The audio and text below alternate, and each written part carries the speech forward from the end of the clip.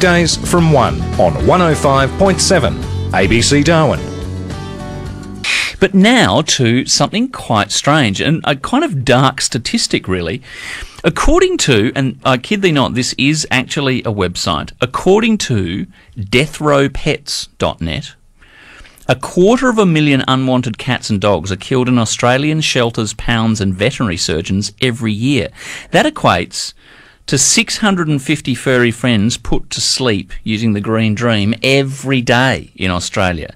Now, that makes us, I think, the highest euthanizing of animals anywhere in the world. But there is a push now for all animal organisations to adopt a no-kill policy. Michelle Williamson is the director of an organisation called Pet Rescue. That also is an online service which aims to rehome pets, and she wants to control any laws to seeing pet population or pet ownership banned. She's also pushing for the national no-kill message. She joins me. She's a pro-lifer. Michelle Williamson, good afternoon. Good afternoon, Richard. Thanks so much for having me. That is a pretty weird statistic, and it was something that Lorella showed to me this morning, and we went, that is really weird. We euthanise more animals, domestic animals, than anyone else in the world. Yeah, it's a pretty staggering statistic when you look at it, and the great thing is that there's a lot we can do to start to begin to solve that problem. So why are you so passionate about wanting to change it, about not wanting to euthanise unwanted dogs and cats particularly? Well, I work for an organisation, as you said, Pet Rescue, which is petrescue.com.au. We work with pound shelters and rescue groups to help them connect with potential adopters. And one of the things we've found we're coming up to 10 years now, one of the things we're finding more and more is that rescue pets are desirable, people really want them, and we could help find them homes. So we're pushing now to try and get more of these animals out alive. But those statistics seem to tell you something completely different. If these dogs and cats are often being euthanised in Australian shelters and pounds, it suggests that the people don't want them, that they actually have got, you know, they'd rather not pick them up. They'd rather the shelter do the work for them. Well, one of the things that we know is that pounds and shelters are generally very, very good at working with animals. That's why people get into working in animal shelters. They're generally not so good at working with the public. So we would encourage all pounds, not just shelters that are sort of privately run, but pounds as well, council pounds, to be doing some more proactive things to get people into their doors.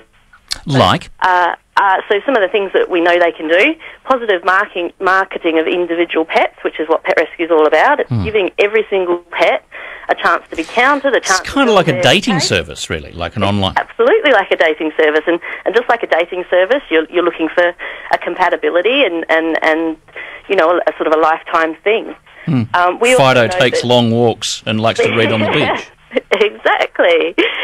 We also know that shelters tend to be sort of located out in industrial areas next to garbage tips. Yep. Putting them in more convenient locations and using sort of retail outlets and offering opening hours that sort of suit the working family, that can really get people in the door.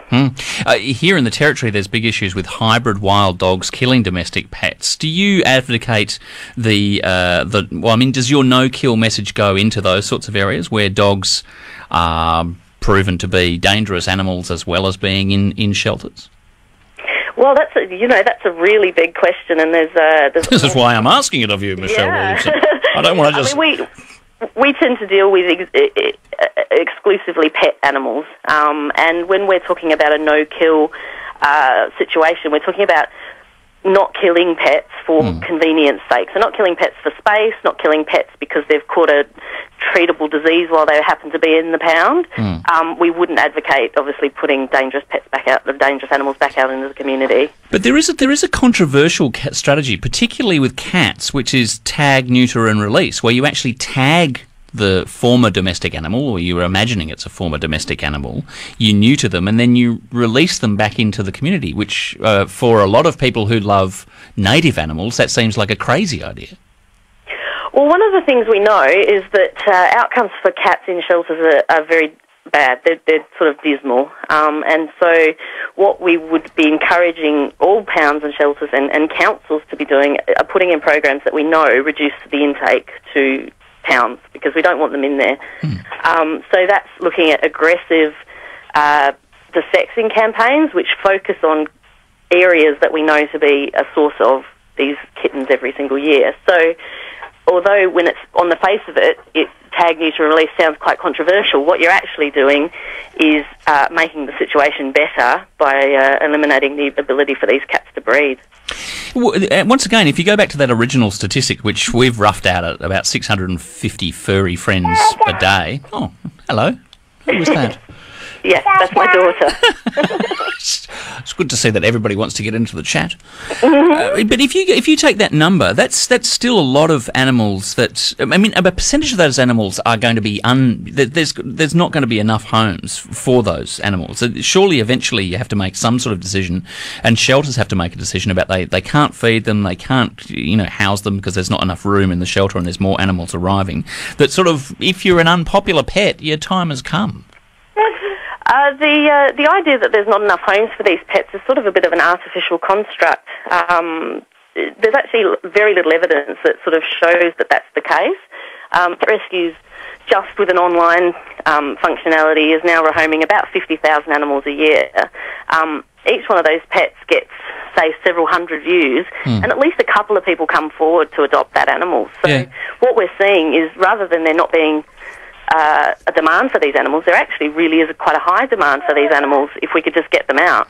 So you're saying that shelters should be more proactive and get photographs out to death row pets so that you can kind of prevent the amount of people that are being, or the amount of animals that are being euthanized at the moment?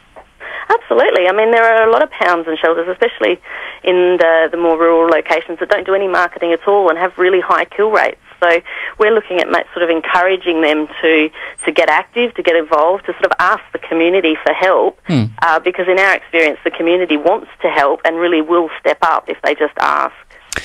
Lovely to talk to you, Michelle. I'm going to let you get back to your family, who are obviously tugging on your leg, saying, "Mum, what are you getting on the phone?" That's exactly right. Get off the phone. Thank you so much, Richard.